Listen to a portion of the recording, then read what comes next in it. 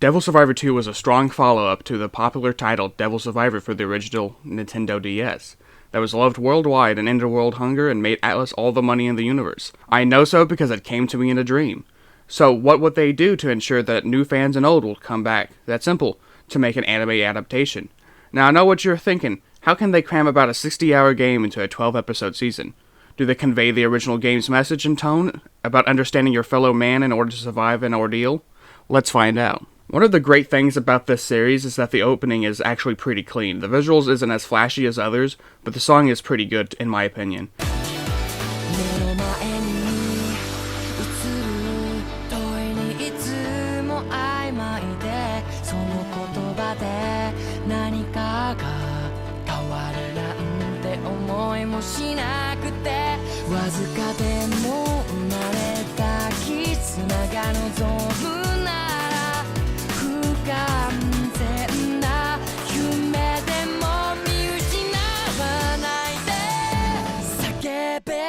Now the first episode is actually in my top 3, only behind the final episode and the Merrick one. The episode plays out point for point like the game, except for the fact that you don't have to fight the summoned demons to subjugate them, which is kind of a bit of a letdown, because that's like kind of the appeal. You have to tame these demons, because they're not supposed to be here. They get stopped by Gyps and they say, you should trust us because we're the government employees, and they never ask any questions, like not one single question. It's just kind of, trust us, the world's ending, and they're like, okay, sure. These nice students get jumped by Dubei, and they came from a nasty gang called the Septentrion. It's all dandy because Hibiki, the main character, is the chosen one, the shining one if you will, and he uses his daddy's Game Shark and gives himself a level 53 Byakko.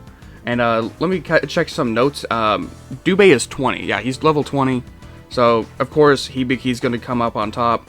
Episode 2 is basically Gyps trying to recruit Hibiki because he's way stronger than any of the Gyps employees except for like 2 of them, and that being Yamato and Makoto. A church is attacked by a flock of Itumare and started a panic overall. They were a burden. But no, seriously, they committed various war crimes that day. Hibiki is sent to Osaka to help find the computer genius Fumi, with new additions being Keita and Hinako, which they're not much of anything. And I guess Daichi and Io there as well. But moral of the story, they get their shit kicked in and Keita dies before you figure out his goals or his inspirations. Bummer.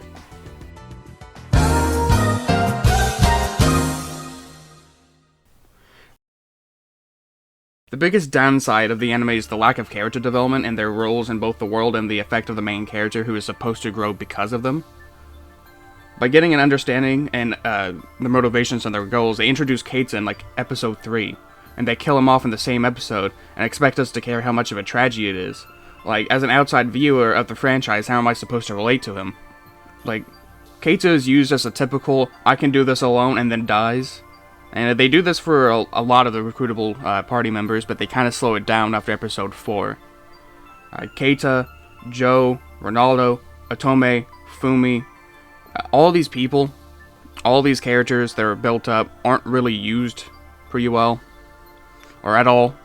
They're just kind of like, they're there just to be, just for people who do play the game to be like, oh yeah, that's my character, there's the characters I like. The only thing I believe they improve is to show how much of an incompetent dunce Ronaldo is. Like, he has the resistance movement, which Hibiki plays up a bit before completely going solo, because everyone is just a freeloading anarchist. Like, what does resistance even accomplish besides just being a terroristic force? Like, Ronaldo has a good idea for the movement, but has no leading skills, so his goons just do the dumbest shit of all time, like, just attack without ever thinking about, like, should they attack? Should they plan this out? Like, they fight Alicor, right? Like, everyone starts attacking, and then he just blocks all of it. It's like, listen, I hate to be the bearer of bad news, but you keep attacking me, I'm gonna have my personal assistant, Bifrons, to just fucking emulate all of you. And he does that. I am, however, able to appreciate that they showed the hatred each side has for each other. Like, Gyps hates the fact that their complexes are being raided in the name of peace and order. The Ron Squad hates the fact that the bureaucrats are bureaucrats and they just don't want to help out the people. They do, however, both hate the Space Invaders, speaking of which is done pretty well. Some more than others, as we're going to get into. Dubei, alright, pretty strong contender, pretty cool. You know, the 3D spinning thing was kind of nice looking at. I do like Dube. He just kind of explodes. A regenerating bomb is actually a kind of scary thought. Kind of makes you wish that the battle wasn't just one-sided, and there was actually more going on. Merrick, the correct choice, not only forced someone else to deal damage besides Hibiki, that being Io when she actually got to, like, summon something, but it also had the ice cannon, and that, like, deleted the entire defending force of Gyps. Like, it just, like, you can just see the screen, and then you just see, like, the transmissions from everyone's, like, comps just being, like, turned off. Fecta, it's, it was alright. Yeah. It just kind of proved that, everyone needs to work together to fight it, and, Yamato dealt a lot of damage to it. I think Megares is tied with the highest kill count, but other than that, it's just an orb. Once again, the moment with Yamato is pretty cool, because he summons, like, Ball, and it does, like, a lot of damage. Alatoth, the only cool thing was it landing on a city full of people, like, they shoot it out of the sky with a Kama's arrow, and then it just... Mizar, boring, no build-up, destroyed effortlessly. It was the regenerating purple one, if anyone has played the game. But basically, it just kept on, like, spawning copies of itself. And you needed the Dragon Stream.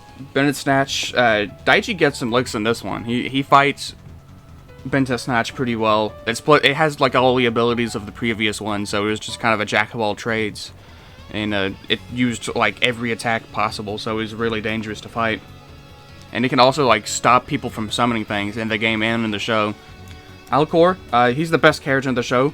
Explains to, like, everyone what's going on. So yeah, the world's being erased by Polaris. You guys need to get your shit together. I'm more than happy to watch over you guys. I gave everyone here the demon summoning program. You're welcome.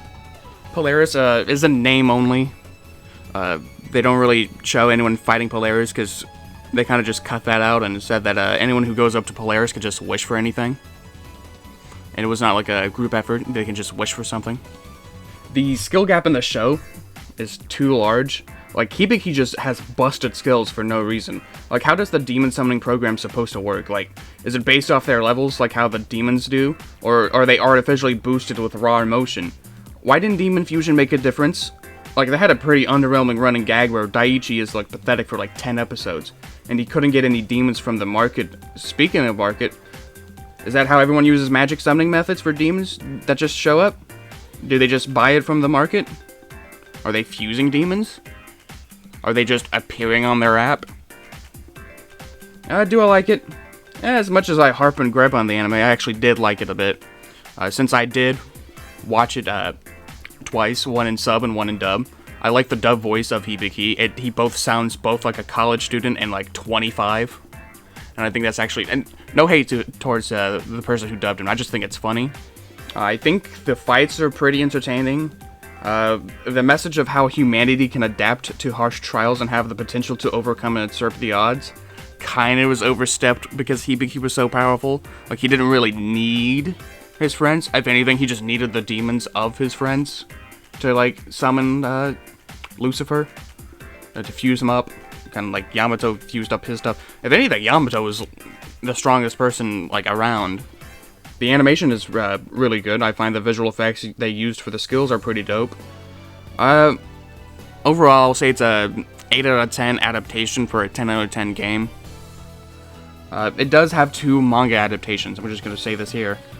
One being based on the anime and the other one on the game itself. And I got to say both are good. But the one based on the anime has a much better quality when it comes to pacing. But that's probably just because it got more support. We do have a lot more plans in the future, and like maybe some more JoJo videos. I do want to talk about Soul Hackers 2. It's just that I was out of electricity for like a week because when I bought the DVD for Devil Survivor 2 to watch it and record the episode so I can use it in the video, it went out. So yeah, if you buy Devil Survivor 2 for the DVD, just be prepared to be cursed. Alright, if you liked anything, give it a like, give me a follow. If you got any suggestions for any future videos, I will gladly take them.